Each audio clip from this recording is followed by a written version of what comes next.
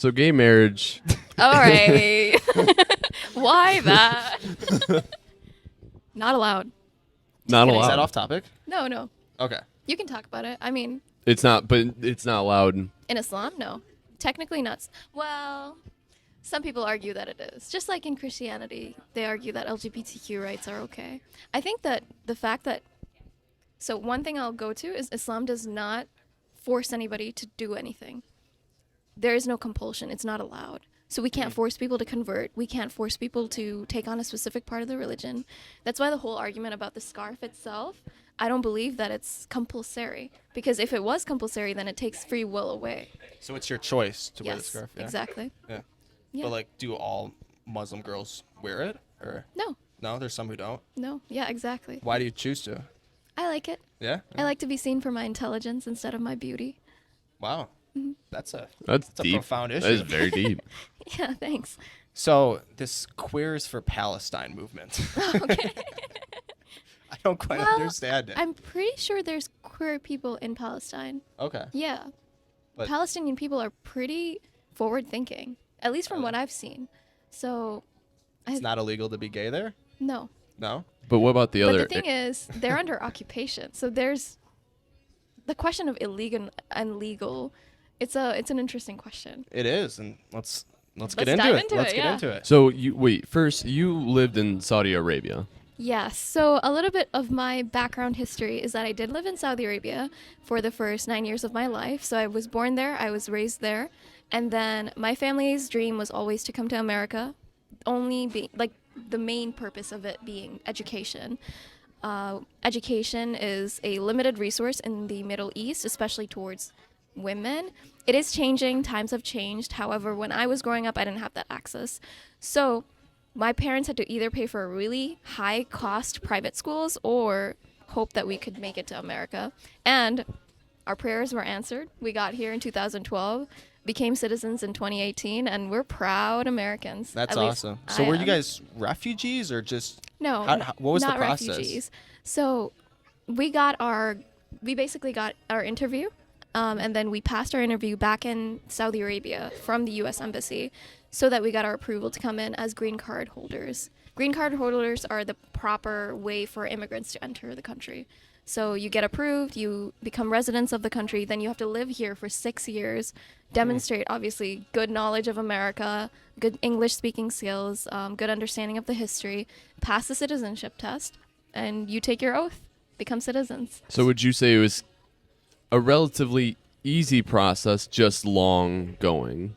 Yes, it was an easy process. It was really difficult, I would say, and arduous at many times, especially because of the world and how the world in general sense perceives the Middle East and Muslims in general. So think about 2001, 9/11, right? Yeah. Tragedy has occurred, and Islamophobia was born and increased through it, especially in America. So Muslims, no matter where you came from, especially if you were coming from the Middle Eastern regions, were put through heavy checks. And I would say for some of those checks, I was okay, but some of them were completely baseless.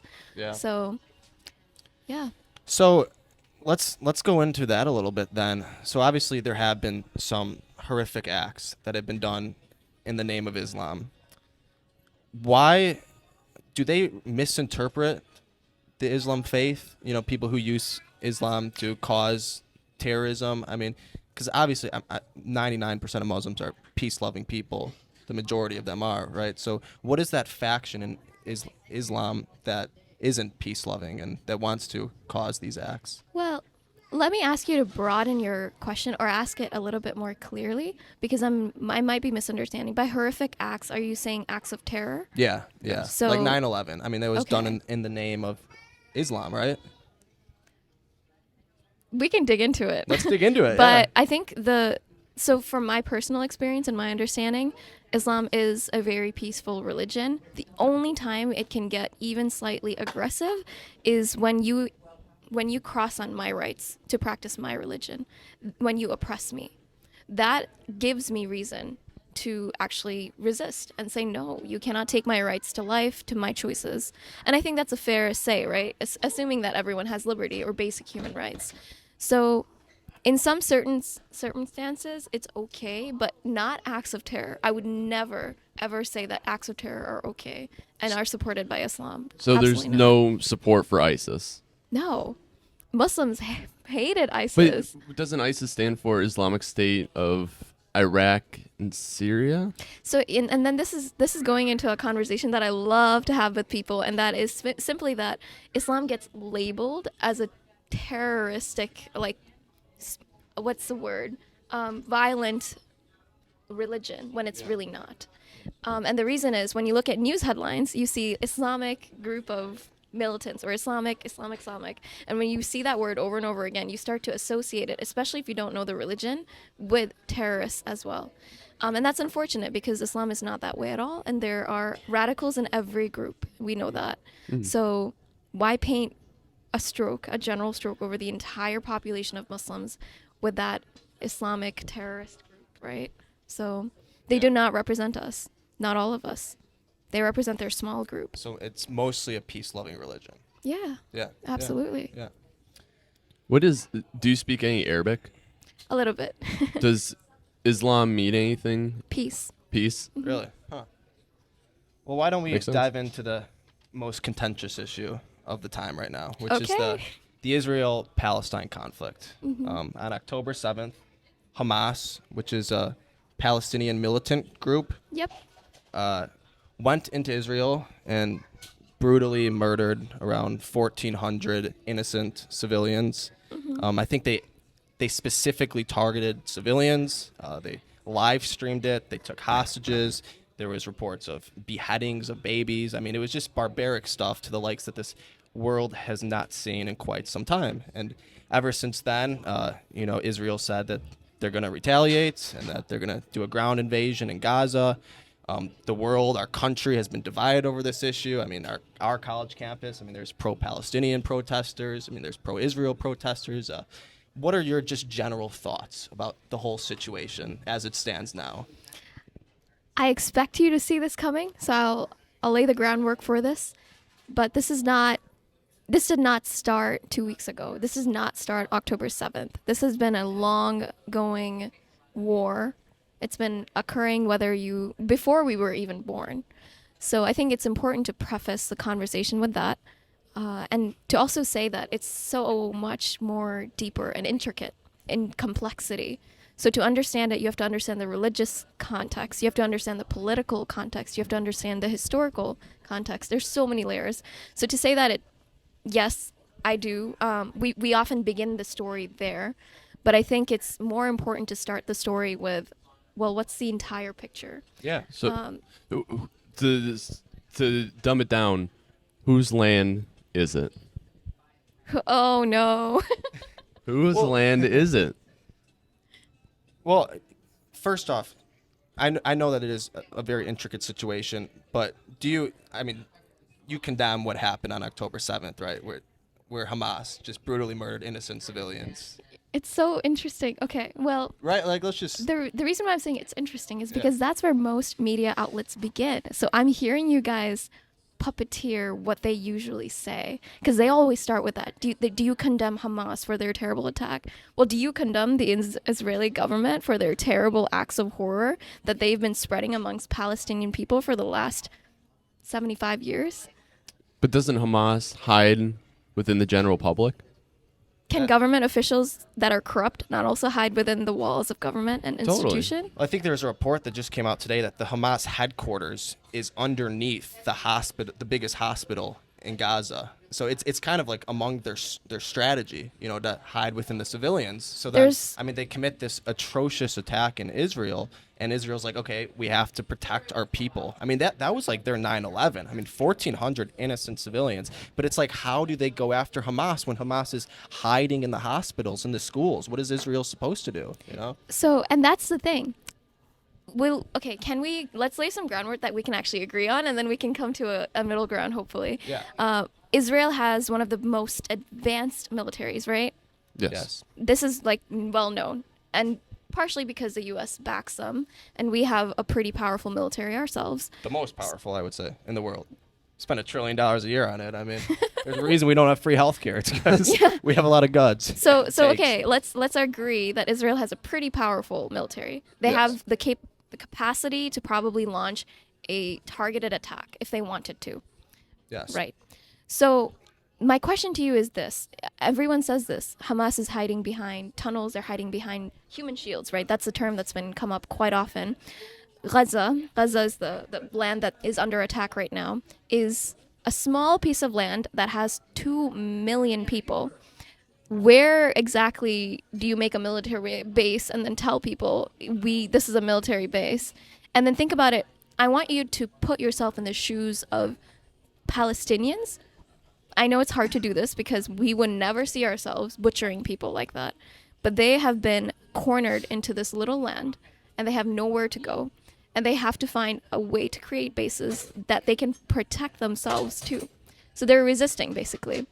So my point I'm making is, yes, this is their way of hiding, but it would be unfair to not apply that same logic upon Israel, because Israel's military bases are not also separated. They're in civilian located cities like Tel Aviv.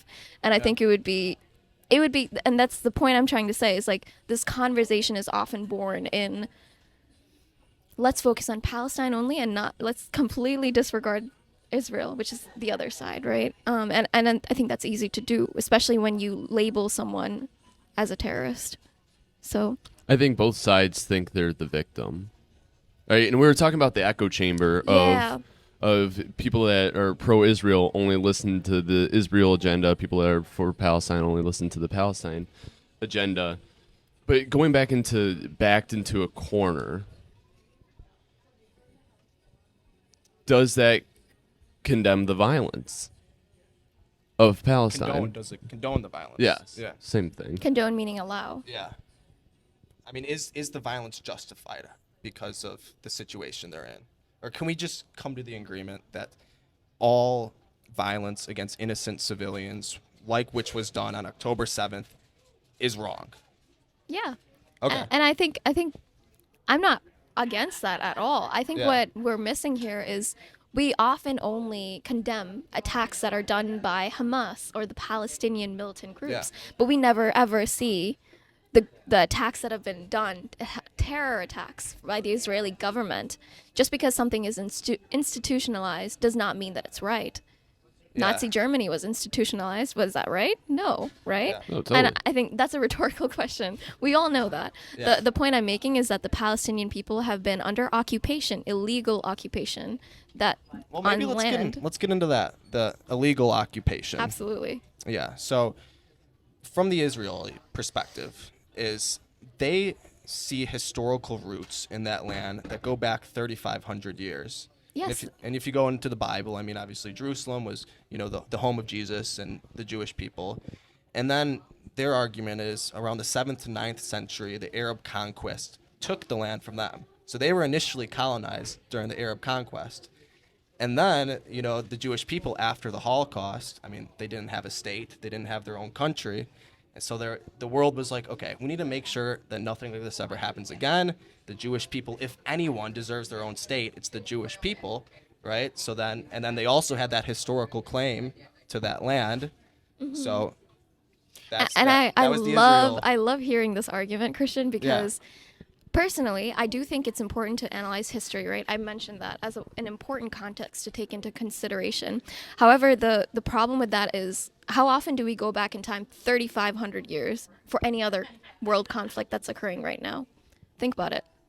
Yeah, probably not very often. But so I how think is it justified to use it in this case when we've had crusades that have murdered people, Muslim people? I could say that, hey, my claim to the land as a Muslim, it's kind of like that same argument with anti-slavery or like BLM movement. Let me tie this real quick in.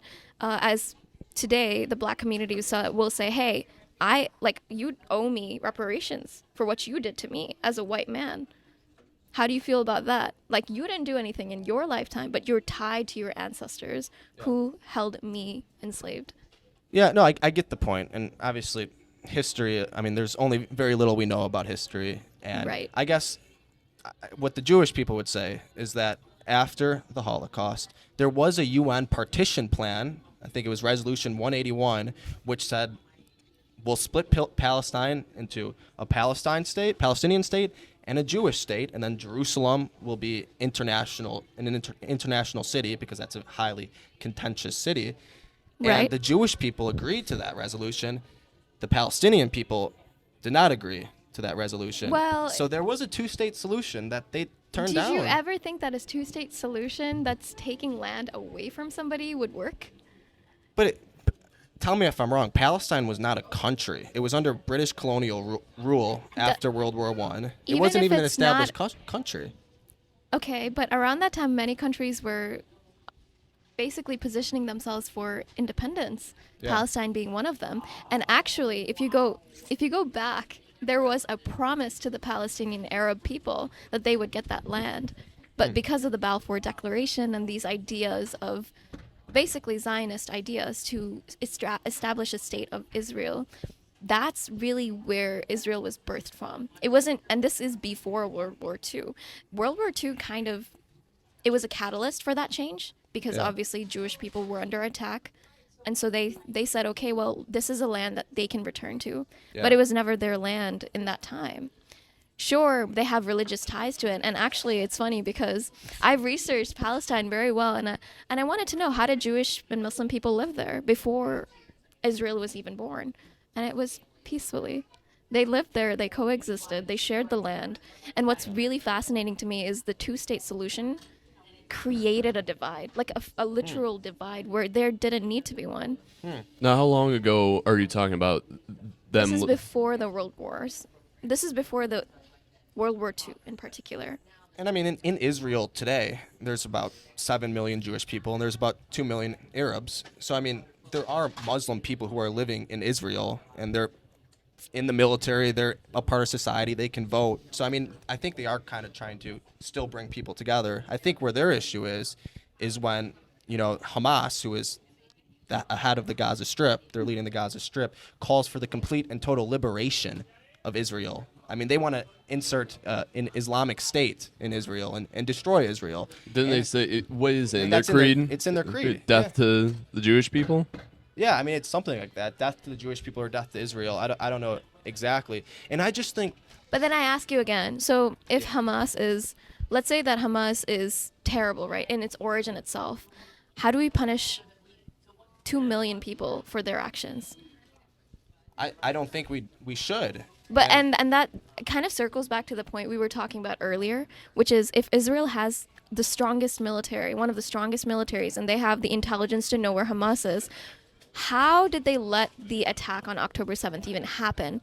And keep in mind, they control Gaza. Like, they control everything that goes in and out. They see it. They have a complete control over the land. So you think they knew about the attack? Absolutely. Or they let it happen? I think so. Why? I'm bold in presuming that, but I think that they knew about it because it gives them an excuse to go and wipe out. Because if you look at the actions, right, sometimes it doesn't make sense as it's happening now in the present day. But when you look at the actions of like World War II and the people that were involved, the leaders that were involved, and then now you look at like Nazi Germany, I'll refer to it quite a little bit. Yeah. Hitler kept pursuing land that wasn't his. He kept annexing it. And then the UN or, the councils of the world, the powers of the world, they allowed it to happen. They appeased him. They said, okay, this is the last time, right? And he never meant it to be the last time. And we knew that. We saw it coming. Same thing here. But Israel is using Hamas as an excuse to carpet bomb, literally, civilian buildings when they know where Hamas is. Hamas, I mean, it's not just an excuse. Hamas killed 1,400 Jews. So it gives them the right to kill 7,000 Palestinians? It doesn't give them the right. And if I'm correct, I mean, the IDF, the Israel Defense Forces, has been telling people in Gaza to flee.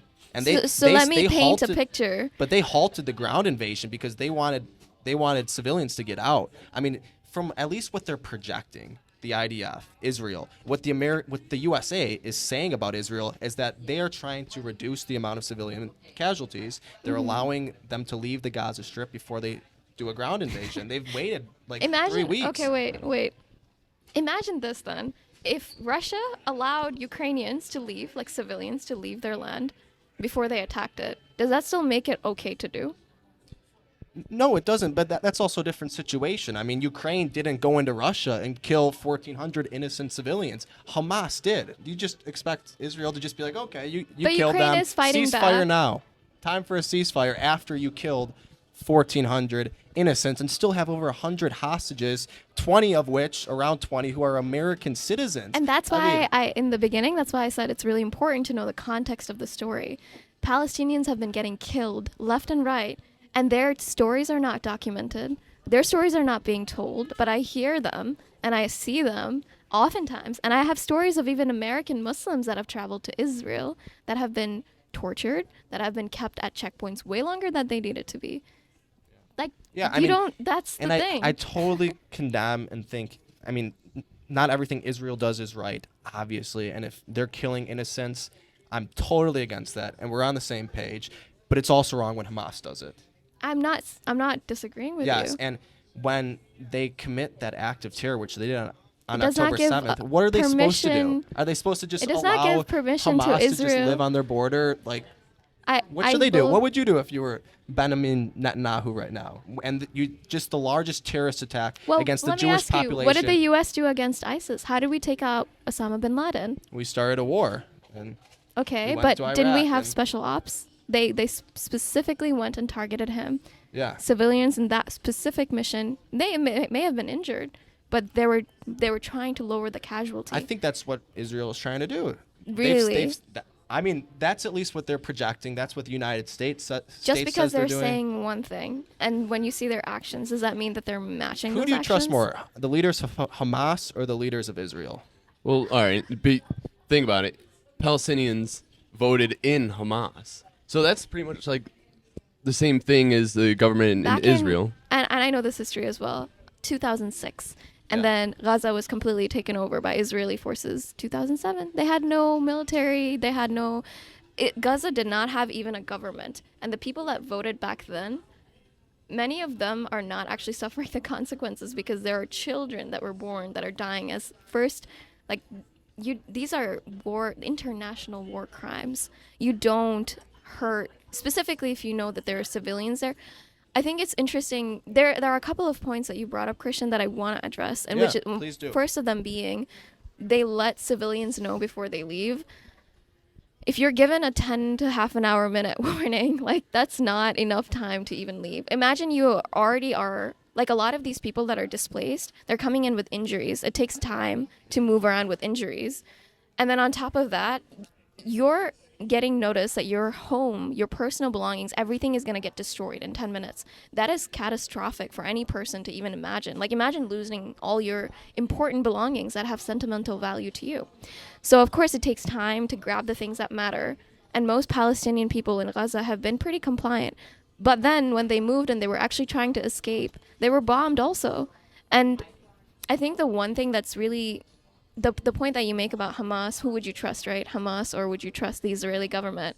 To be honest, I don't like to trust either of them. What I do is I look at the ground and I see what's coming out. There are journalists, there are people, literally, like, unfortunately, they have been seeing such traumatizing scenes. And it's really easy to go into Instagram, Snapchat, literally go on the ground and investigate yourself if you want to see what Israel looks like and what Gaza looks like. Yeah, and you talk a lot about the trauma of the Palestinians, and I'm totally on your side that it's real and they've probably been through. I mean, I don't know the specifics on what Israel has done, but the point I'm trying to make is The reason why I bring it up is because Israel's traumas are covered. They are first streamlined everywhere. Everyone And always hears rightfully about so. them. Of course, I but mean, you should also do the same there for has the probably- Palestinian people. True, but must we remember like what the Jewish people have been through in the last 100 years. I mean, the Holocaust, 6 million Jews were exterminated from this planet for nothing other than their religion. And if you go prior to the Holocaust, a lot of Jewish people were trying to flee Germany, and there was no country would take them in because there's countries with strict immigration measures. So a lot of them were stuck in Nazi Germany. So then following the Holocaust, the world was like, okay, how can we prevent this from happening again? Well, That's an excellent question. let's give the Jewish people their own state. which state should we give them? Maybe the one that they have 3,500 years of historical ties to. May so, I beg the question that everything you've brought up actually applies perfectly to the Palestinian people. Why They so? are stuck. Literally, Gaza has been considered an open-air prison. It's not even... I think the word prison implies that they're criminals. They're not criminals. They're civilians like you and I, people trying to live their best life. And there's a population there of 2 million people, right? That's a pretty large number. That's not something to say it's not. So the point I'm making is now they're stuck in this war-torn area and they can't even escape. They have not gotten a chance to go anywhere because Israel bombed the only exit, which was to Egypt, right? The border between Egypt and Gaza has been bombed. They cannot even escape that way. So the point I'm making is everything you brought up, yes, they are literally going through it and they're being... Some people would argue they're being exterminated. Like, that is a strong word that you used. Yes, the Jewish people faced horrible things. And for that to happen, they got their land, right? I'm not arguing whether it's right or wrong in this situation. I'm saying that they got what they needed. So then how can they do that to how can you do the same thing to people? I think there is a difference. They're not being persecuted in the Gaza Strip because they're Muslim. I mean, there's Muslims living within Jewish society in Israel, and I mean, they're surviving. They're a part of society. I think the problem is Gaza is being run by a terrorist organization, Hamas, which is literally the U.S. has called them a terrorist organization, other European countries. So let me follow your line of thinking for a second and then challenge you on it, because I think it's important for you to look at, okay, Gaza, great. It's being run by Hamas. Terrorist organization. Backed by Iran. Let's say that, okay, they're a terrorist organization because they're doing acts of terror. I mean, with that definition, I can also say Israel is a terrorist organization for terrorizing a lot of Palestinian people and moving them. But let's just agree on that term, sure. And then let's say, if that's the case, why are they going against the Palestinian people in the West Bank, where Hamas has zero control? People have literally died. 75, I think that was the number I read the other day. People have died in protests because of the Israeli military persecuting them and then putting them in jail for crimes that you would never... Like, their justice system against the Palestinian people is completely upside down. It makes no sense. But the question I'm asking is, okay, if you're justifying Israel's behavior in Gaza, how do you justify the West Bank and their behavior there? Can you give some because I'm not an expert on the West Bank. Can you give some broader context on so the Gaza Strip and the West Bank, separate... Those are the two masses. Lands that were given to Palestine, okay, right? yes. Yes, that part we're clear on. And from my understanding, the West Bank, there were two groups that came, the politics of Palestine, when they were given the little freedom they were given, they actually had different political parties running. And Hamas did not win. Obviously, they only won and took control of Gaza because that's the little land that they had access to. The West Bank is ruled by a completely different party of Palestinian people. So there is literal factional, and Palestinian people don't all agree with Hamas and what they do.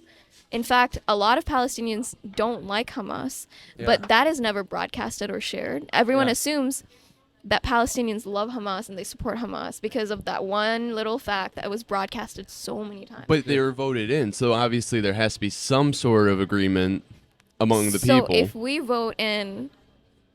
we vote in someone terrible, do you and I, even though we didn't vote for that person, have to pay for the punishment? And obviously, they didn't know what they were getting into when they voted for them. You know, I think they probably went rogue after they got elected. And that's why I do have sympathy for the Palestinian people.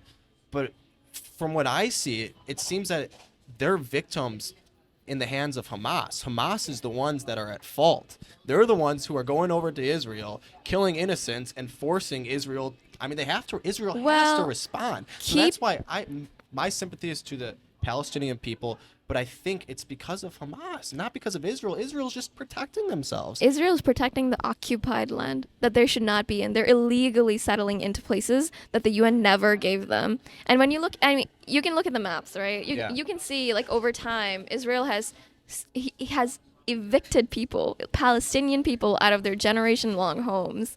Taken over. How many Muslim countries are in the world? I don't know. I believe there's over 50. Oh, we should probably You knew Google that answer, right? Yeah. No, That's it. there's around. How many Muslim? 50. How many Jewish countries are there? There's only one, and the Jewish people have been through How the many worst. Christian countries are there?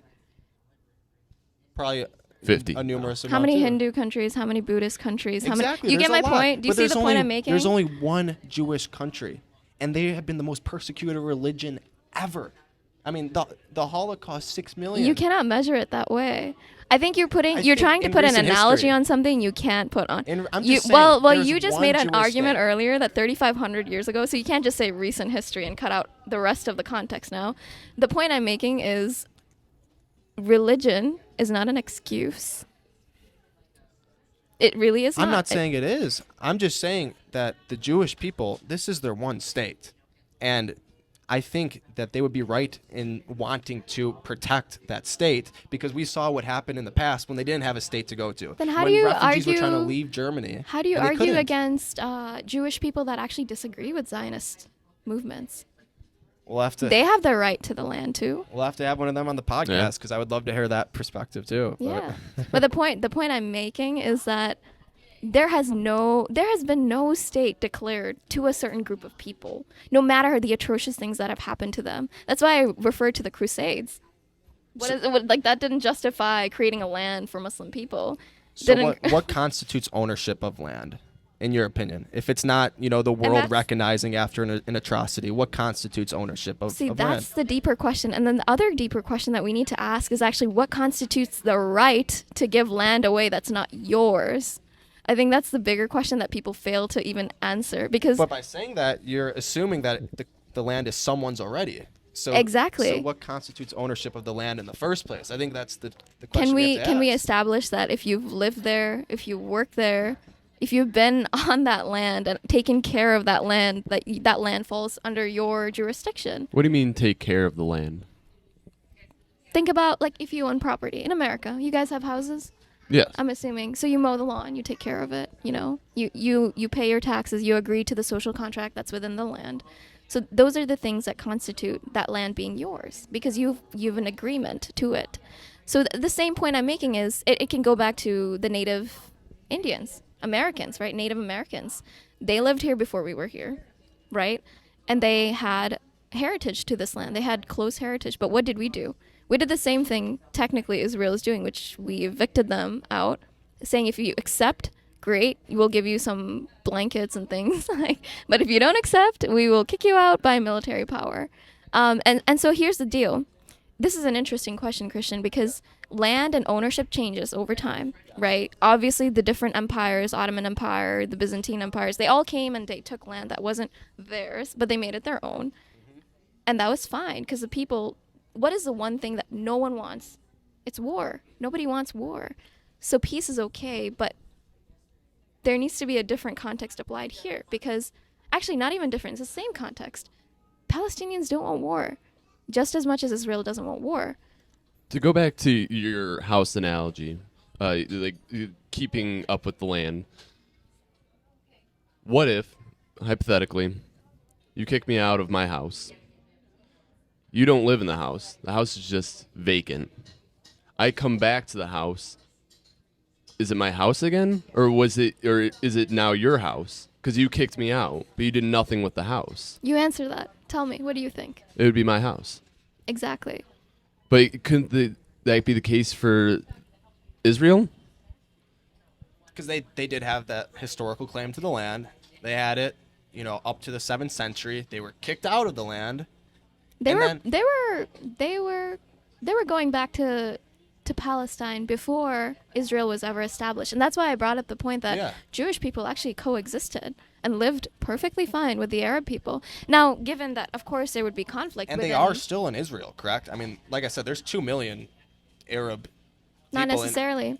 They were evicted and moved.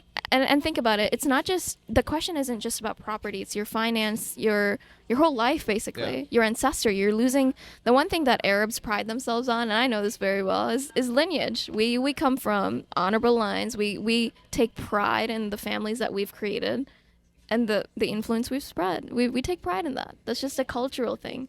So you take a group of people you not only dismantle their property and their right to it, you also dismantle their culture and their identity. And that is like, there's so many problems with that itself. Yeah. That's why I'm saying two wrongs don't make a right. Yeah, and I'm not promoting ethnic cleansing to any degree. I mean, what's great about America is that America kind of came to the realization that everyone's different. There's great human variation, so we're just going to let everyone do whatever the hell they want to do. So America's a great example. I mean, we can all sit here, completely the fact different that we can backgrounds. talk, the fact that we can have this conversation is incredibly awesome. Like, I Yes. love that about America. Yes. But unfortunately, you can't do that in every country because free Yes. speech is not even a thing. Yeah, You say yeah. something, you disappear. Yeah. That's the response. Yeah. I feel like let's go a little bit deeper into what constitutes land ownership. So you said it's just living there, owning property. Having an ancestral or deeper lineage tie to the land is what I meant too. But how deep? Because as we brought up the 3,500 years ago, that's too far back. Yeah, because they have that ancestral history too. Sure, and I'm not denying that. I'm saying that they can absolutely come back and coexist peacefully. I think there doesn't need to be a need for evicting people out of their houses. But do you see the need for a Jewish state, especially after the A Holocaust? two-party state. I do not. And I actually think the two-state solution will not work. It is, like I said, it will divide people further. So you just want one Palestine? One land. Yes, really. See, my only issue is just going back to the argument I made earlier, that there are already 50 majority Muslim countries. There are no majority Jewish countries. But can we agree that this is not a religious... No person deserves it. But this is not just more than the Jewish people. This is not just a religious argument, because we have Jewish people, we have Christian people in Palestine too. So how do you justify? It's the same thing happening in Israel. There are Muslims, there are Jewish people, and there are Christian but people then why, in Israel. Why that defeats the point? Why does it need to be a Jewish state? Think about it. There's already Muslim people. There's already Christian people. So why specifically Jewish? Well, Why? maybe they call it something different. They don't have to call it the Jewish state. And you know what's really, really dangerous about that kind of ideology is that it leads to people believing that they're superior. And this happens. Think about it. If you have a country that's Jewish, right? You are a Jewish person. Let's say you are a Jewish person. And you live there. And you live next to me. I'm Muslim. I'm not Jewish. You will over time develop a sense of pride and nationalism for your Jewish state. And I can never connect to it in that way because I'm Muslim. But there's also Muslim states, and does the same standard apply to So them? I have to leave my country to feel a national connection to my state. Well, I think I'm driving a point home. I don't know if you're understanding that. Well, you're kind of... Yeah, I get your point, that because you're living in a Jewish country, the Jewish people may feel a superiority over non-Jewish people. But there's also Muslim countries. Do they feel a superiority over other religions? And that's the other thing I wanted to bring up is if you go into Muslim countries, they are led by Islam for sure. There are ideals of Islam living there. But a lot of them are actually relatively open-minded. Even Saudi Arabia, right? When I lived there, I had met Christian people within the private institution that I was in. And we all got along. Like, there was no hatred preached. But when you go and investigate the schooling system of the Israeli people, it's unfortunate how they actually teach Arabs to be lesser, like subhuman basically, to the kids. And this gets ingrained in their heads. And as we talked about earlier, like, kids are important. The way you bring them up, very important. So I just want to make a point. I think this happens not only, and of course, I'm not assuming this only happens on the Israeli side. I'm sure it happens on the Palestinian side too. But the Palestinian side, they don't even have access to basic education. They can't even get medication. They're so heavily checkpointed. And just to briefly go over the terminology, because I think it's important, in the West Bank particularly, there's several checkpoints that are like miles away from each other. And you have to have special permissions as a Palestinian person to go through those checkpoints. And they are checkpoints held by Israeli people, Israeli government. So if you don't have a pass, you can literally get shot at, you can die, or they can put you in jail. And you don't even get a fair trial. So keep that in mind. Yeah, and I don't think that's right, but I think the justification from the Jewish side is that the West Bank is occupied by Hamas, or Gaza is. Yes, but Gaza is they're literally an open air prison, meaning Okay. all sides of their land is controlled. So, like, what is Israel supposed to do? I mean, they have a terrorist organization on their border who literally just killed 1,400 innocent Israelis. Like, it almost justifies strict measures to some degree. I'm not justifying any killings, but strict measures, right? Because Hamas didn't exist until 1978, I believe. What justified the killings of Palestinians before then? nothing. But So then why I mean, don't there we were wars, why don't right? we condemn Israel for all of the illegal settlements, killing people when they don't leave their houses? Because if I come into your house and we don't have the Second Amendment, like you don't have the Second Amendment here. You don't have your guns. I walk in, I'm like, all right, get out. You're gonna say no. But the This is my Israelis would house. say that was their house to begin with. They Okay, had that so historical you ties. believe in That's the reparations? argument. Reparations? Reparations? Yeah, for like Like, the black communities, you believe in paying that? Because I hey, believe we enslaved them. I believe reparations through education.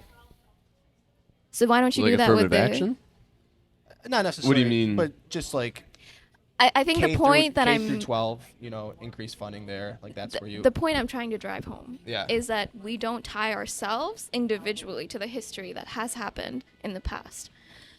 Palestinian people, the civilians there, they did not kick the Jewish people out. They're just The Arab conquestors did. yeah, but does it justify civilians, innocent people, being kicked out of their houses, murdered for their houses? Is No, that okay? It doesn't. It doesn't No. justify that. And if Israel did that, 100% condemn So them. we're on the same page. I love Their innocent occupation is people. illegal. And the UN has condemned it. That's the thing. Like I don't think we're on the major- same page because I I mean think we obviously are. there have been battles fought throughout human history over land. I mean, humans have been on this planet for 150,000 years. I mean, there's likely been a lot of battles over land and wars fought over land and resources. Right. And I mean, how is what happened in Israel just not another one of those battles? Because You add on also their historical claim to the land. I can argue that the Muslims have a historical claim to that land. That's why the whole two-state solution, it established Jerusalem as an international space. But what did Israel do? And what are we allowing it to do? Israel has taken control of Jerusalem completely. It's declared it the capital of Israel. Yeah. How is that okay? Because they turned down the initial partition plan in 1947. The Palestinian people turned it down. There was a two-state solution. They turned it down.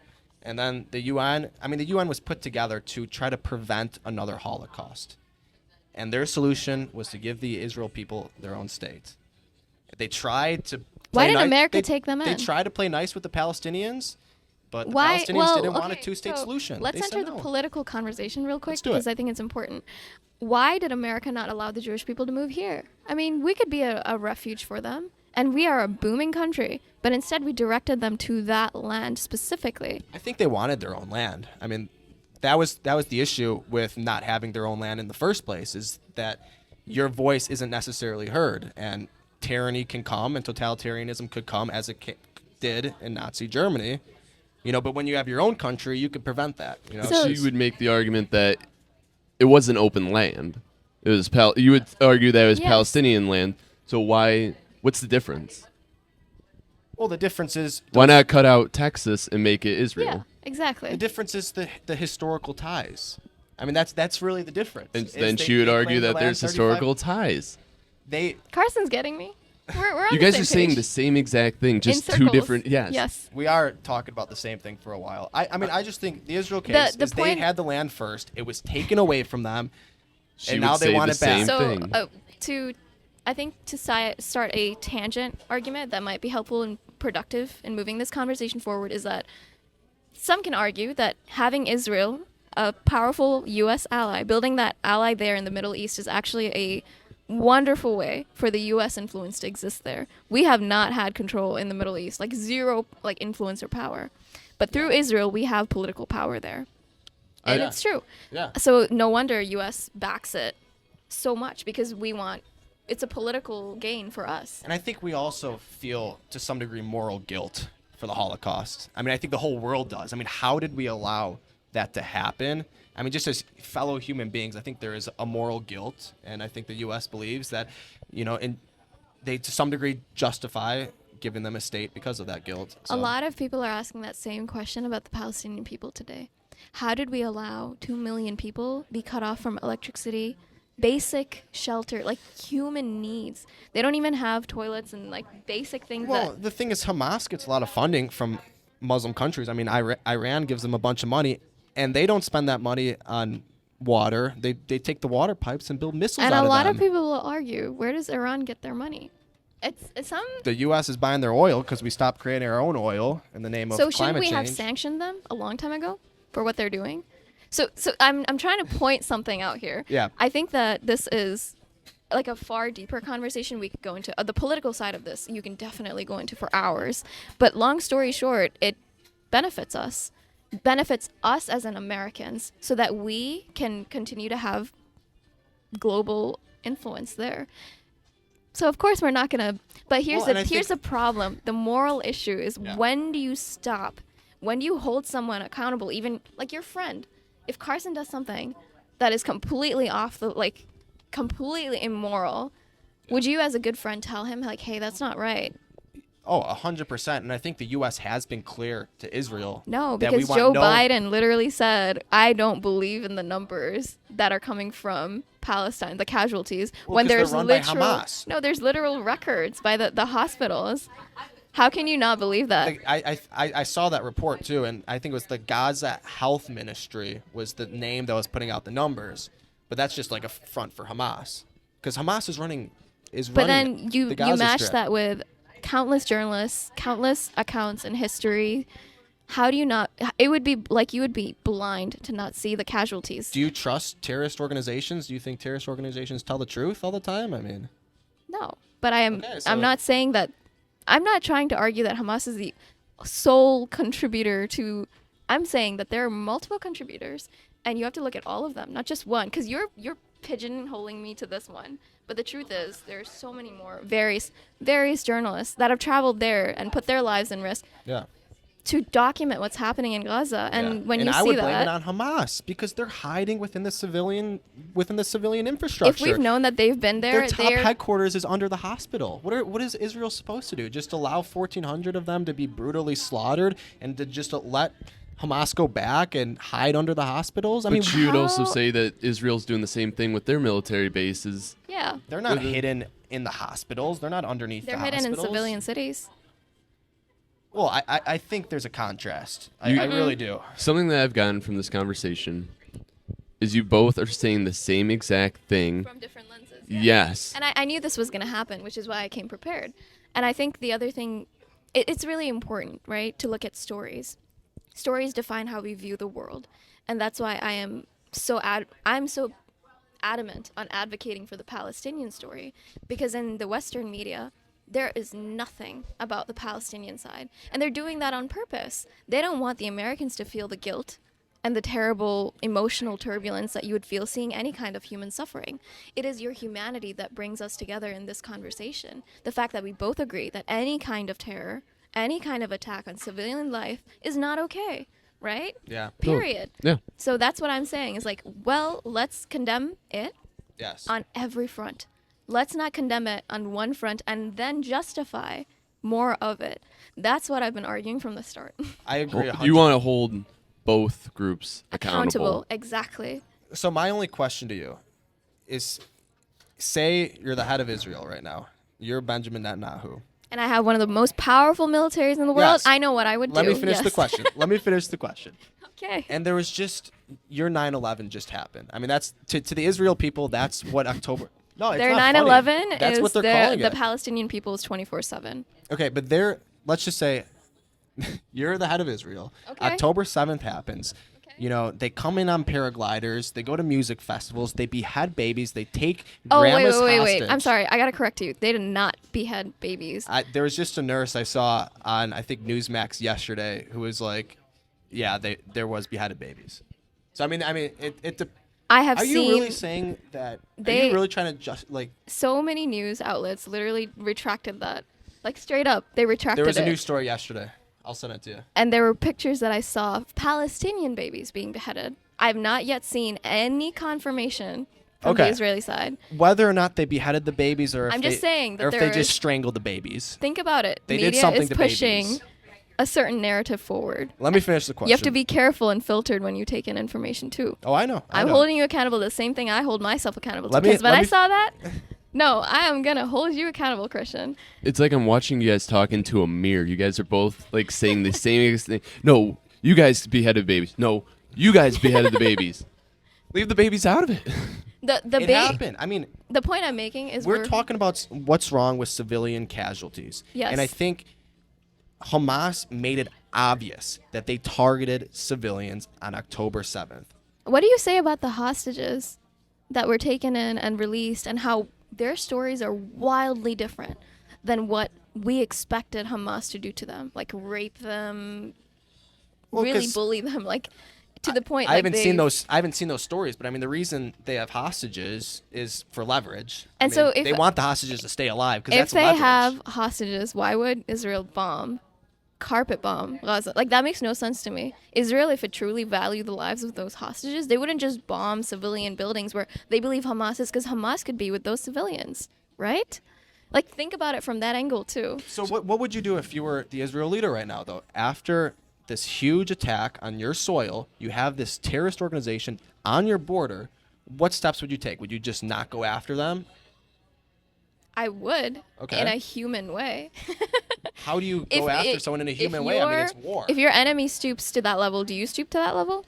No, and I think that's why you tell the people of Gaza that we're going to come in. We have to eliminate this terrorist organization. We need to free the people of Palestine from Hamas. That's what I think they're trying to do. So they allow the people to leave Gaza. They've waited like 2 weeks, and I think the U.S. has told them to wait to allow humanitarian aid to get in and to allow the people who want to leave to leave. And then they what go did and Israel target Hamas. do? Israel targeted the exit points. Did they? Yeah, they like I said, they on the literal second or third day of the war, they bombed the exit, the only exit that they could have taken out to Egypt for humanitarian trucks have been struggling to get in. Yeah, I mean. So my point being, point. It irks me. Like, I will never be in that position. I won't have access to that kind of power. If I ask you the same question, what would you do? What would I do if I was the head of Israel right now? You'd probably protect your people and fight back. You have to go into Gaza and you have to destroy Hamas. And I think that's easier said than done. Do whatever step necessary to minimize the amount of civilian deaths. But at the end of the day, I mean, nothing will ever be certain, and you have to take out that terrorist organization because I think they're holding the people of the Gaza Strip hostage. Then how do you justify the West Bank killings by the Israeli government? I don't know enough about that. I've been focusing on the Gaza. See, that's the thing, and that's why it's so important for media to actually be covering it in an unbiased way, and the thing is, we've established this, right? Like, we're both more conservative-minded people, and so we can see the filter when we see something liberal being pushed at us. We have that filter and the capacity to think critically on issues. So I'm asking you to use those same critical thinking skills in this scenario where they're pushing out stories from one side, Israelis, it's even like the way you phrase it. And if you listen to some of the news, like media anchors, they say things like Palestinians have died versus Israelis have been killed. Those are two different words, and when you use them in that context, you are like wiring someone to believe that the Palestinian people just died. Like they were also killed, right? I have a question about the media coverage. I have a question about the media coverage. There's a story going on about, I believe in Gaza, the hospital being bombed. Mm-hmm. Correct. The original story was Israel bombed the hospital. Then oh no, we're gonna stare at that mirror more. You know that, right? Yeah, you're feeding into it. But hold on. But then there's another story that came out that it was a misfired rocket from Hamas. Which story do you believe? Truly. So when I first looked into it, there are a couple of things I took into perspective. I first wanted to analyze, okay, when did this happen? What was the timeline? Because timeline in the news and plus we live on the other side of the world. So I looked at the timeline, I looked at the attack time, and whether that hospital was warned or not.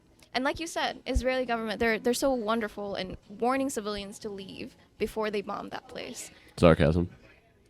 So the point they is did. they didn't bomb it. And that's the thing. Well, why would they be warned? U.S. intelligence. I mean, do you trust our intelligence? No. I mean, they have come out and said it's. I would not pretty trust clear. her. I would not trust her intelligence. It was Hamas. It was a misfire, and you could see it. There's literally a video of it where there. So if the U.S. intelligence, you're saying you don't trust it, how could you trust that? I was gonna say I don't know. There's also a video. There's a video. And a video can be deepfaked. I'm a computer scientist. I know Maybe so. this. I mean, maybe we can't believe anything anymore. No, but I like to believe that I we don't can think so. trust, for the most part, U.S. intelligence. What and does the video videos. show? It shows rockets being fired from the West Bank, or from Gaza. Sorry, I keep interchanging them. That's okay. I think I get you. She only takes mildly offense. They see rockets being fired from Gaza, and then one literally just drops on the hospital. Like, it's all in the video. Yes, and when you look at the accounts of it, there are literal, when you look at the geographical analysis of the land, you can see that is way too short of a missile to just fall on the hospital to create that large of an explosion. And then also the explosion that was created could only have been done by a U.S. bomb that was supplied to Israel, unless somehow Hamas got access to U.S. bombs. Well, I think Iran's funding them, and so. But- And Iran has access to U.S. military. Well, they have an advanced equipment? military for sure. I would highly doubt. And then that begs the question. We go back to the argument that I made earlier. If Gaza is so controlled by Israel, which has always been, it's been considered literally, like I said, an open-air prison. How do they not see these giant missiles coming in? There was definitely an intelligence breach, and yeah, I mean that's the Israel defense, the and Israel world's intelligence has smartest and best intelligence and best military. You're arguing can be breached by a terrorist-run small lack of technology. And there was reports that they were being trained in Iran too. But at the end of the day, I mean, even Americans, I mean, our top scientists, our top doctors are sometimes wrong. Look at during COVID. I mean, they got a ton of stuff wrong. So I mean, the most intelligent, we're all humans. So then why are you not? Okay, that's a great point. Yes. So then how are you? Yeah, how are you arguing the same thing as Carson mentioned? How can you trust it? There's also a video. If we're talking about the hospital, Yeah. and it seems pretty clear from the video. Maybe we'll play the video. Yeah, you can. But the point I'm making is that explosion was not large enough to cover, and there were warnings that were given out to the hospital. There was an IDF person literally saying, "Oh, we finally targeted the Hamas terrorist group, militant group in this hospital," and then taken down right away. You have to look into all of those stories and kind of scratch your head and think, well, why? Why would Hamas do something like that? And there was to look bad. Something else I actually investigated too, which I don't think you brought up, so I'm not sure if you know about it, is an audio recording of two Arab people, right, considering them to be Hamas militant group leaders, talking about how the missile actually accidentally fell over that as the video was playing. So I actually watched this video because I was like, what? They're speaking Arabic, they're speaking that, and I could understand part of it. And then I was immediately told that the Gaza dialect in which Arab people speak was utterly different. And it was. When I listened to the two dialects, it's kind of like English. You can tell if someone's from the south or from the north, the east. You can kind of tell, right? Yeah. I'm thinking of the New England area. Yeah. My brain is not working right now. But yeah, you can tell the dialect. Yeah. The same with British people. It was the same thing with Arabic. You could tell the dialect difference, and you wonder. You're like, well, if you showed this to an American person who has no context of an Arabic language, who has no idea, who never heard it, Probably you wouldn't be able to tell. Yeah, Yeah. you wouldn't be able to tell. So that's the point I'm making is you need to analyze. And I did that research because I was, first of all, I think we were all deeply saddened, right, by the hospital, which should have been a safe space being bombed. That is a war crime. Doesn't matter who did it. So we were all deeply, deeply hurt. And that was traumatic for a lot of people. Yeah. So when I investigated, I did a thorough investigation. I saw that video. I saw the headlines. I saw the tweets. I looked at everything to come to the conclusion that no, it couldn't have been Palestine. So you did, or Hamas, I should say. You did more research than U.S. intelligence services? Because they said it's pretty clear it was Hamas. So now you're arguing with the fact that if someone has credibility, that their point is always true. Well, they also have a lot of information. I mean, they probably have more information than you. Sure, You're confined to the sources on Google. They have... Confined to the sources on Google. Yes, of course. Yeah. We all are. I know, that's what I'm saying. But the U.S. intelligence, they have probably much more It informative goes back to the sources. fact: do you trust The U.S. intelligence. When I they've just brought up lied multiple COVID. times. No, I don't. But Once again, I'm there's going back to also- the mirror. Let me ask you a question, Sure. Aisha. So let's move on a little bit. Let's try to go in some other aspects. Okay. You're a proud American. I am. It seems that like every American politician, besides a few on the fringe left, has been sending out the same message on Israel. And Isn't that scary? So let me ask about it. So I mean, it's all. I mean, from Barack Obama to Hillary That's what Clinton they did with the pandemic. to Donald Trump. I mean, it's everyone has been pro-Israel. Okay. So how do you juxtapose your love for being an American with America's broad and bipartisan support for Israel? But they're, correct me if I'm wrong, Israel is an ally. Mm-hmm. Palestine, not an ally. Well, they're Do you also- see how that might kind of be biased? If our foreign ties are to that country, of course we're gonna. And that's the question I begged earlier. I appreciate your question. I'm gonna answer it shortly. I beg the question: when do you hold an ally accountable for the injustices they commit, the crimes they commit, right? Because there needs to be some threshold. When Hitler was doing his activities and he continued to annex land, we didn't stop him, and that was the problem. We let him do it, and we watched it happen. And it's kind of like I'm arguing that the same thing is happening. Israel has actually started war. They've tried to annex more land. And this is in history. You can look at it. They tried to take parts of Syria, Jordan, and Egypt. And Egypt, Jordan, and Syria, they signed a treaty to protect themselves from Israel because Israel has a strong military. So the point I'm making is you need to hold people accountable. Yes, we are holding Palestinians accountable, and it's easy to do that because they're not our ally. But we should also be doing the same thing if we truly take pride as good Americans to do the same for Israel. Yeah. I would argue that's something you should do for anyone, your friends included. And I think our statements have been clear to Israel. But statements are not Limit- enough. As little as civilian casualties as humanly possible to take out Hamas. I mean, that's pretty much been our statements. And I'll say the we same sent thing. 100 million of humanitarian aid to Gaza as well. So I mean, the U.S. How is that aid getting in when there is literal blockade?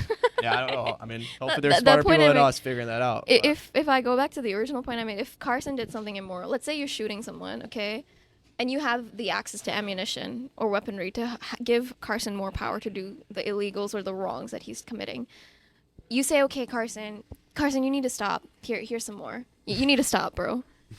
That's exactly what America's doing. I think Carson is, I don't like to say shooting, but I think he's punching someone in the face Sure. because he got punched in the face first. That's, I think, the Okay, argument so if that a America would be if saying. a little kid came up to Carson and was like, boop, he let a little tiny punch. 1,400 civilian casualties That's is not not- a little kid. No, That's I'm a not little kid. referring to October 7th. I'm referring to multiple demonstrations that Palestinians, they literally just used their hands and rocks.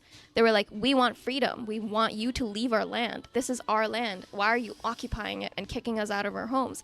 They demonstrated, and many people, thousands of people got murdered, and their story is not documented. Well, that's wrong. And you will never hear me not saying that's not wrong. No, I have a question. Did that make sense? I think double, so. that's wrong. I mean- double negative makes positive, right? Exactly. I was. Will there ever be peace in the Middle East? God, I hope so. I think Man. that's a really broad question. I almost feel like it's unfair, and I'm going to probably start the mirror again, but No. I think so. Actually, peace is the conversation that we should really be striving to have. That's what I've reached out to, right? The humanity within us allows us to see that there is a possible way forward. That is not just war and violence. And I don't believe that war and violence is the right answer. In any case, we can probably negotiate or solve this. And I know, Christian, you're going to say, well, they rejected all of our plans. And that's because the plans were unfair. So listen to the other side a little bit more. That's all I'm saying. I think if Israel, even though many people will argue they don't deserve to live there right now because it's not their land, right? Many people will argue the other side. We have to make peace with the fact that we're here.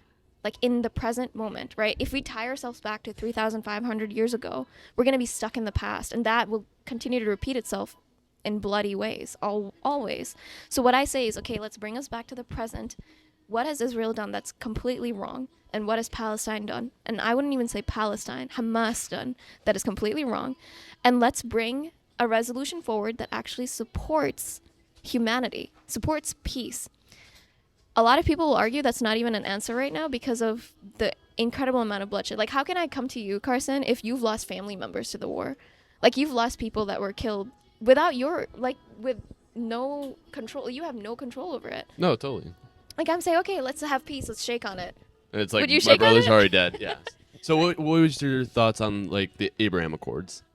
Trying to resolve that with a treaty. Let's have Christian talk a little bit. Well, I mean, so the Abraham Accords was not with the Palestinian people.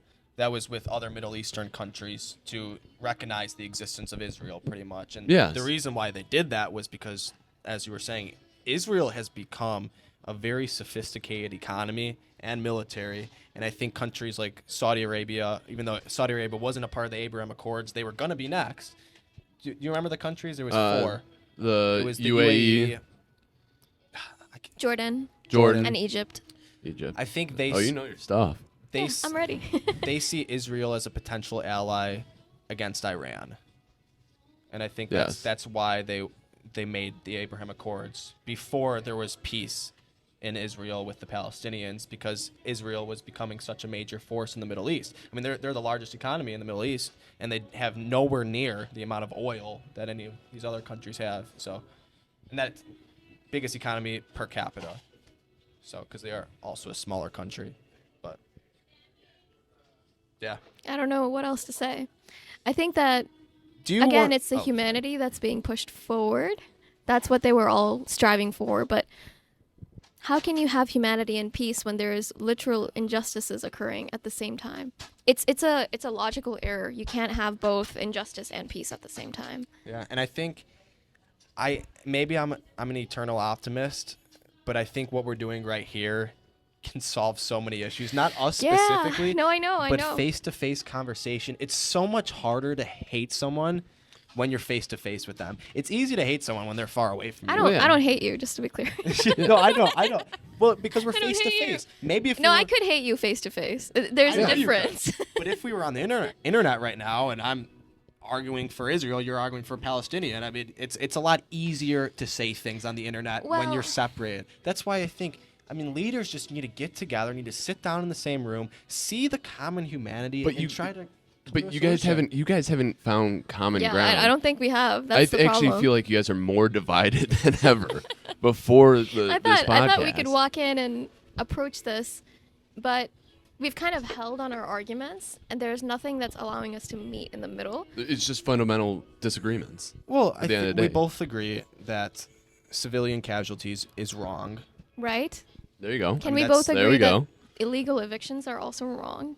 Yes, Murdering but people. That's you have to civilian get to the definition casualties. of illegal evictions. Okay, because so if obvious- the Jewish court rules, the Israeli court rules, your family needs to leave within the next 30 days because now this land is Israel's and there's going to be Israeli families here. Does that make it okay just because they ruled? And here's the thing. Palestinian people actually appealed those court orders. They went through the process and they were not given fair trials. They were not given fair... Because I think we assume, like, the lens we have of America, we apply it on everywhere else. Where you have to realize, you have to reel yourself back and address that this is not America. Israel is not America. They try, and they try to say that, oh yeah, you have freedoms to do these things. You don't. The education is one way. Everything is one way. So the point I'm making is the trials were not fair.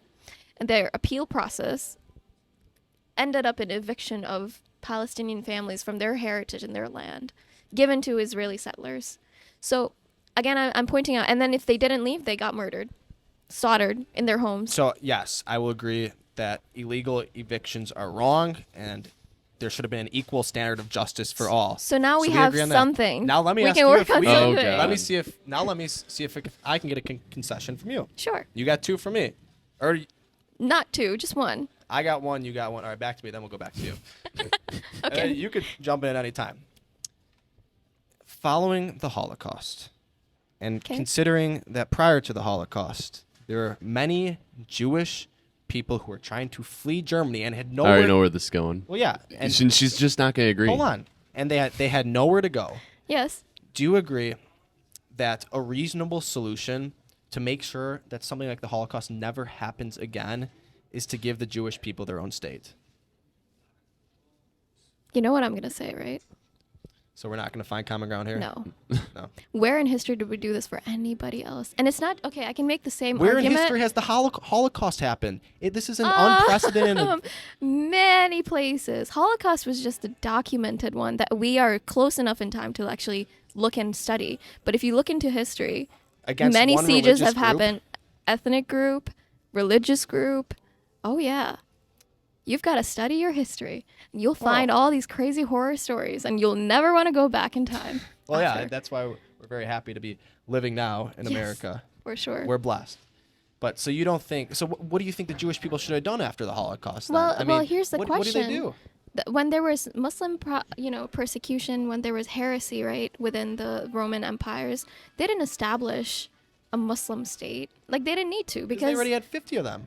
Or at least today they have 50 of them. I mean, the Jewish people had none. But within Muslim countries, there are Christians, there are Jewish people, there's Same with Buddhist Israel. people. There's yes, Muslims, but there's Israelis Christians, have they're been. Jewish. But that's what I said. The intrinsic argument that I made is that when you have an established state for a certain type of people, superiority is built, and you cannot deny that.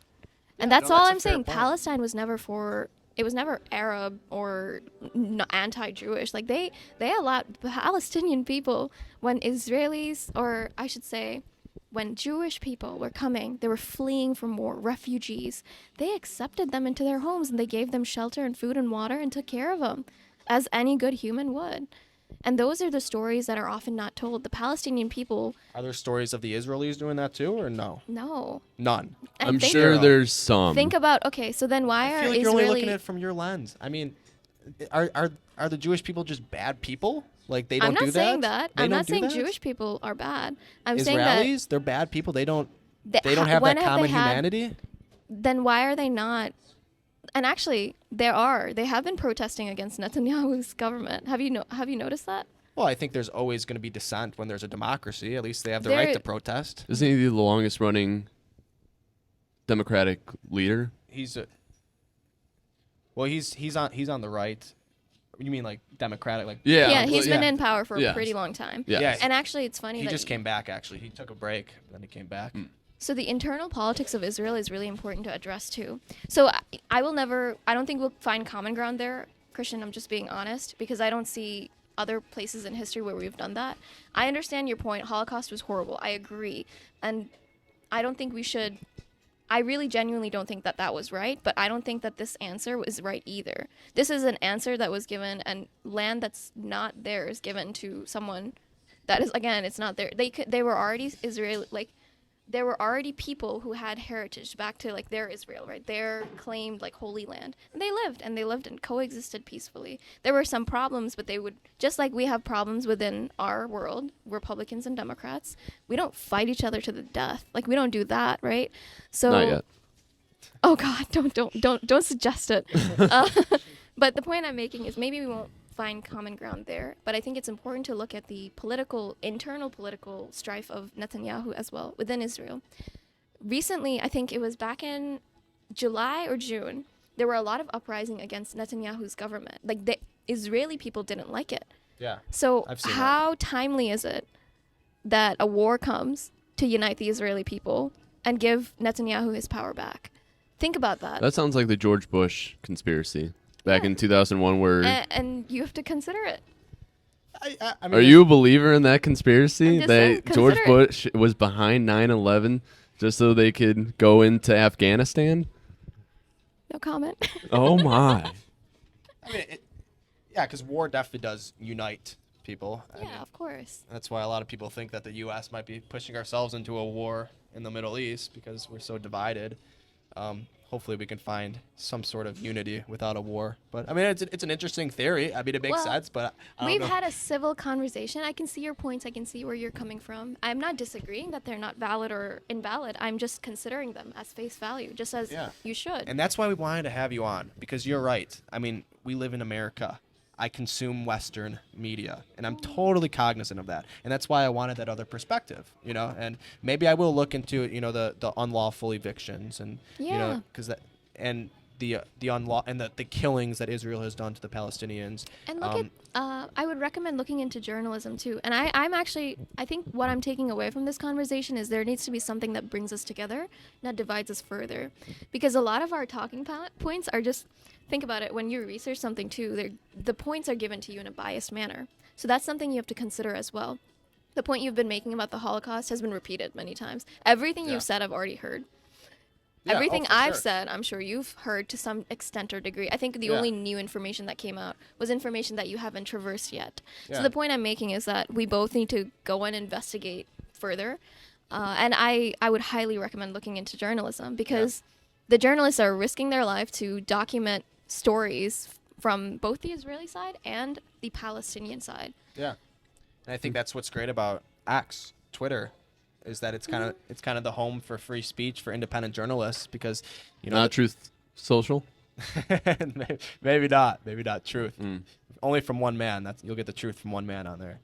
I'll say this too. I think be careful with how you consume social media as well, because there have been posts on Instagram that are not accurate, that are also from Israel and Palestine. So I think it's important to fact check everything. And the thing is, even fact checking is becoming difficult, because where do you go to check facts on such a large matter? And the one thing I will say too is it's unfortunate how this has developed, and the basis of it has already divided people. When you have war and casualties, you cannot just go to a person who's dealt with severe trauma and tell them, let's talk about peace. Like I mentioned that point earlier. So we have to come here with love, empathy, compassion, and really just genuine, sincere understanding when we try to even move forward. But this is a step in the right direction. And I also think, and I'm no expert on the Jewish faith or the Muslim faith, but Judaism. I was trying to say there that. You go. Sorry. I have trouble with some words. I really do. You're okay. And that's one of them I actually do have trouble with. I don't think I could say it if I tried, and I'm not going to try. But I think that the underlying motives behind both the Jewish faith and the Muslim faith and the Christian faith are generally the same. And we all crave something bigger than ourselves, and we all dedicate our lives to something bigger than ourselves, in the name of a religion. And at least that is the same. And I think there's a lot more alike between people of different faiths than someone who's an atheist who doesn't believe in anything. So. If you look at the trends, we've been seeing record level numbers of interracial, interfaith marriages. I think 2 or 3 generations from now, we're not going to have that many problems agreeing or disagreeing on faiths. Genuinely, I don't think so. Because we're all kind of, and America is like the first place where it's happening, and you can see it colliding. The worlds are colliding together. Muslims are not that different from Christians. Christians are not that different from Jewish people. They're like the Abrahamic faiths, at least. We're not that different. So to assume that, I think it's face value assumptions that actually get people further away and into these silos where echo chambers, right? Where they continue to believe what they see, and definitely has to do with confirmation bias and all the things we've already talked about. It's just you have to have the ability to look deeper, look at both perspectives, all perspectives, and then make that decision. And to continuously do it, not just come to a conclusion and be like, that's it, like that's my conclusion. No, because that conclusion can evolve and change as time goes on. So. Yeah, I think one of the biggest issues with modern society is people are so fixed on their views. And I think that's like, it's a result of social media where everyone has to have an opinion on everything. Not just social media. I think it's a result of everyone wanting to be compliant. I think that's a very specific word I use. And it's easy to be certain. Like, it's easy to have your worldview already fixed, right? Because then you don't have to think. You don't have to think about the world. It's a lot harder to be constantly questioning your presuppositions. And I feel like very few people do that nowadays. And because of that, we all get stuck in our little echo chambers, and we only consume information that, confirms our prior beliefs. So I feel like we're coming to a concluding point here. Can we agree on something? We've been agreeing. Christian, I've known you for a while, and I think a lot of what's interesting is, as I've seen you grow and develop your own thinking styles, it's not that I disagree necessarily. I actually appreciate someone who disagrees with me more often than I agree with someone, or appreciate someone who agrees with me, because then there is an opportunity to actually grow. Exactly. Mhm. That's why I appreciate America and people disagreeing. I think that's okay. That is what pushes a society forward. So you said that amazing. we need disagreements, but what we Yes. are having less and less of is confrontation. We're having less people confront each other because they don't have the capacity to have these conversations and go about their day. Yeah. It's okay to Jinx. disagree. And that's, I mean, free speech is the First Amendment for a reason because it is so critically important in this country. I would agree. And it's easy to allow free speech when it's people who are saying what you agree with. It's a hell of a lot harder to allow free speech when you disagree with that speech. So, Yep. I mean, to truly have free speech, you need to have this disagreement. So, in a way, I mean, this conversation is like the archetypical perfection that America is pursuing, And I think, if that makes sense. Yes, you said that very fancy, but it's demonstrating that value. That's it. Yeah, yeah. and you also said it earlier this week, like it's okay to be wrong. That's, I think, Yeah. also an opportunity to grow. I think a lot of people are scared to be wrong nowadays. Because of the repercussions. Exactly. One tweet can get your career ended. Right? Well, yes. Think about that. So you and we may have to wrap this up soon, but I think this is a great conversation. You lean conservative. Yeah. I do. Why? I appreciate our conservative values. I appreciate the America that was found on wonderful amendments and beliefs, the freedom to pursue whatever you want. I think that's such a beautiful thing. No country really has even come close to it. You know, it's funny because other countries, as they are declaring their independence, they have constitutions themselves and they model off of what they see that is great. But it's really hard to enforce it, really hard. So the fact that we have access to free speech, we can speak like this, practice our ideals, like we genuinely, it's beautiful. And I appreciate that about America the most. I think I take such great pride in being able to disagree with people. Yeah. And that's beautiful. Yeah. So, and I'm not, I think the question that you had asked actually, which was how can I take pride as an American? Well, you know, I just realizing I never even answered that question. Yeah. But my answer is America has its flaws, just like you and I have our flaws. We're not perfect people, but what we do try is strive for the best. Yes. And in that pursuit, we get less and less wrong Yes. and much, much better at That doing was what we beautifully do. said. We're often called hypocrites because we don't live up to the ideals, but at least we have those ideals in the first place. Yeah. To pursue them, yes. Exactly. And we're not phony about it. we're trying for that We for that are. ideal society. And it's things have gotten better over time. I mean, For just look sure. at, racial equality, look at equality of women in society, the suffrage movement. I mean, things have progressively gotten better. So that's why I think I take great pride in America. America's resilient. She's beautiful. She is. Yeah. She is. That's all I got. At a yeehaw. Yeah. Well, thank you, Aisha, so much for coming on. Thank you for having me. No, this was great, and I'll definitely leave this with an added perspective, which I Definitely. think is Hey, me is too. necessary to getting to the truth. I'm So, gonna look into my research because I did sound pretty brazen in my views and my standpoints, but that's because I came prepared and I genuinely do my research open-hearted and open-minded. Yeah. Yeah. So Oh, that's obvious. But- I think that'll be obvious to everyone who listens. Obvious and appreciated. thanks. Cheers.